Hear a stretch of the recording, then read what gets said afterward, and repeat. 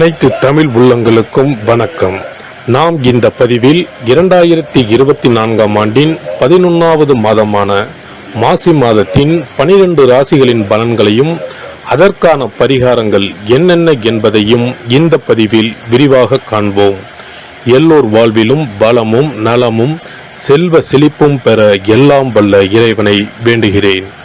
வாழ்க வளமுடன். நிகழும் ஸ்ரீ மங்களகரமான தமிழ் வருடம் சோபகிருது 2024ஆம் ஆண்டு மாசி மாதம் 13/2/2024 செவ்வாய்க்கிழமை அன்று வளர்பிறை சதுர்த்தி திதியில் புத்திரட்டாதி நட்சத்திரத்தில் அமிர்த யோகம் சதுர்த்தி விரதம் கூடிய நன்னாளில் இந்த மகத்தான மாசி மாதம் பிறக்கின்றது. மாத தொடக்கத்தில் மாசி மாத கிரக நிலைகளை ஆராய்ந்து பார்க்கும்போது மேச ராசியில் குரு பகவானும், கன்னி ராசியில் கேது பகவானும், மகர ராசியில் செவ்வாய், புதன் மற்றும் சுக்கிர பகவானும் சஞ்சரிக்கின்றனர். கும்ப ராசியில் சனி பகவானுடன் சேர்ந்து சூரிய பகவானும் சஞ்சரிக்கின்றனர்.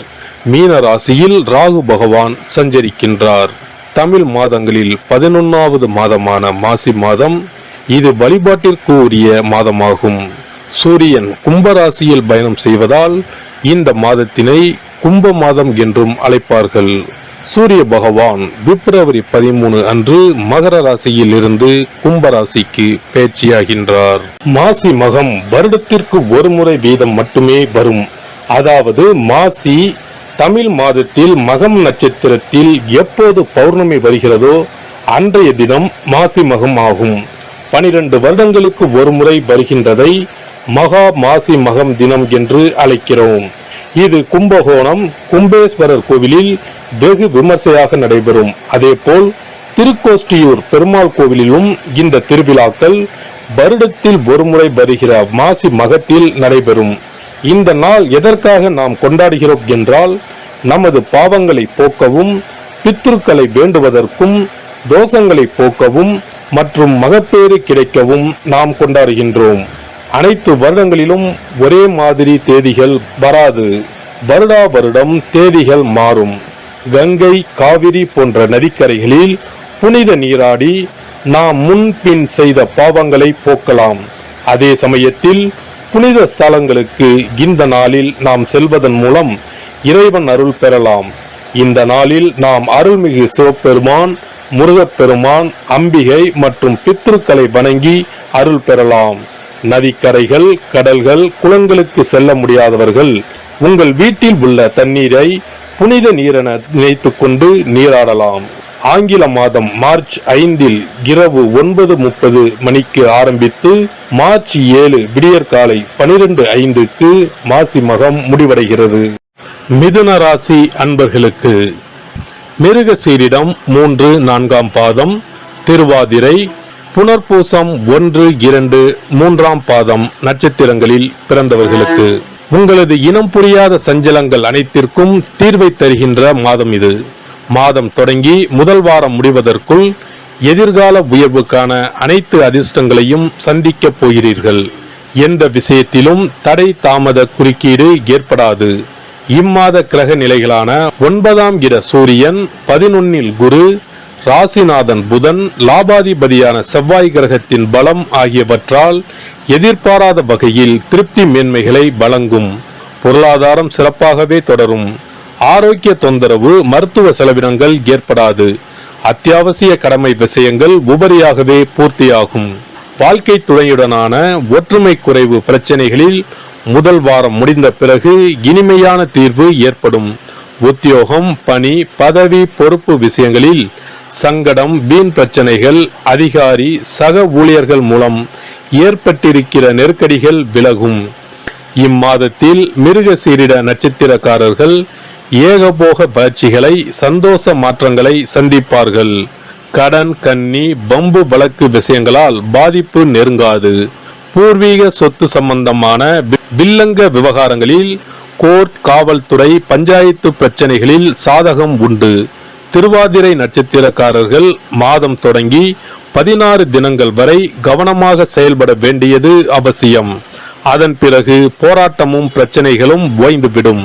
முதல் வாரம் கடந்த பிறகு புனர்பூசம் நட்சத்திரக்காரர்களுக்கு திடீர் வருமானம், இரட்டை லாபம், பரிசு, பண ஆதாய வரவுகள் என்று களை கட்டப் போகிறது.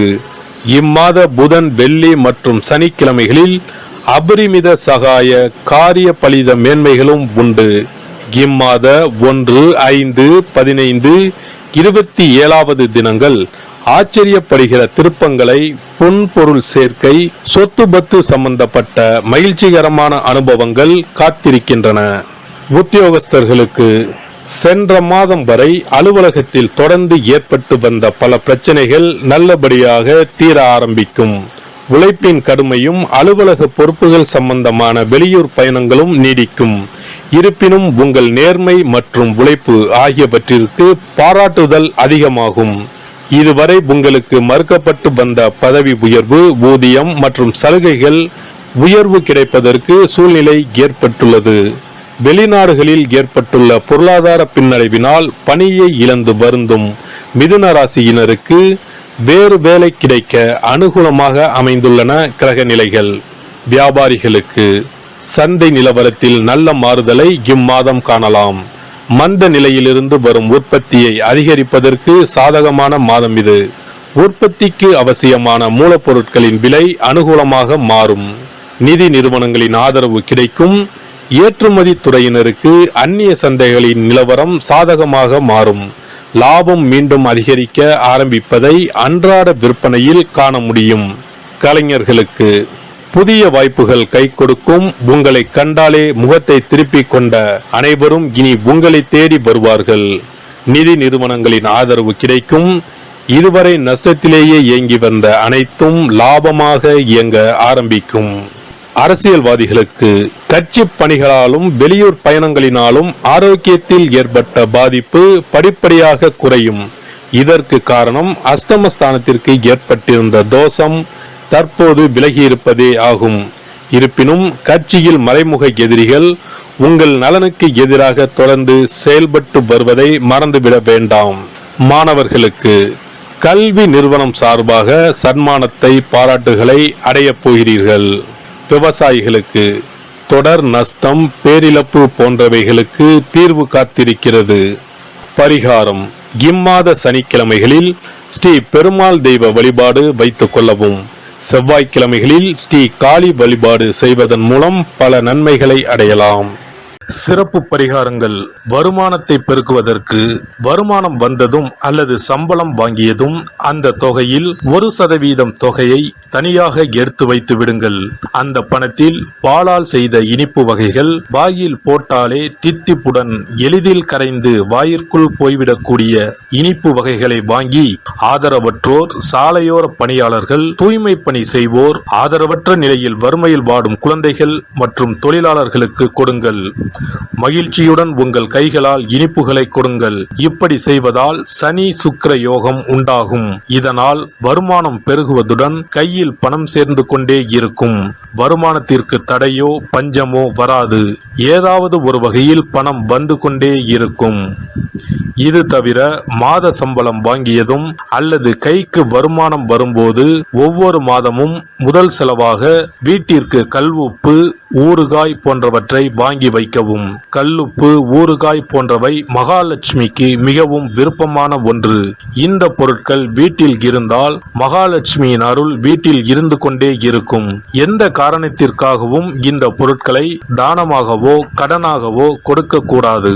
தினமும் வீட்டை சுத்தம் செய்து அதிகாலையில் நீராடி வீட்டில் உள்ள மகாலட்சுமியின் படத்திற்கு முன் அமர்ந்து ஓம் யம் ஓம் அங் சிவாய நம, சவ்வும் நம சிவாய நம, ஸ்ரீயும் நம சிவாய நம, அங் உங் வங் சிவாய நம என்ற மந்திரத்தை சொல்ல வேண்டும்.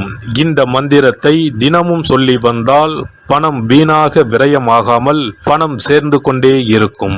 வாழ்க வளமுடன். இந்த வீடியோ உங்களுக்கு பிடிச்சிருந்தா லைக் பண்ணுங்க, ஷேர் பண்ணுங்க அண்ட் சப்ஸ்கிரைப் பண்ணுங்க. பக்கத்துல இருக்க பெல் ஐகானை கிளிக் பண்ணுங்க. நன்றி, வணக்கம், வாழ்க வளமுடன்.